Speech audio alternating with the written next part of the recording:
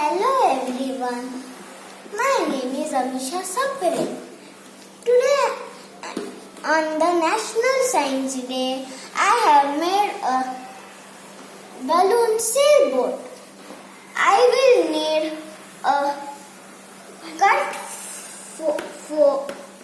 I have cut the foam into a boat shape and I have two straws, a bendable straw and a balloon.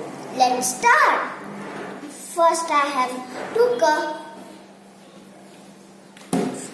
cut foam into a boat shape and then I have took two red straws and a bendable straw. I have put the bendable straw into the two red straws and then I have stuck it into the cut shape of the boat, and then on the top of it I have placed a balloon and tied a thread.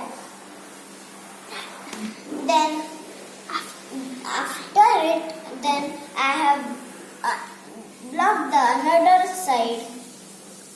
Then I will keep it in the water. Then the science behind it is every action has an opposite reaction.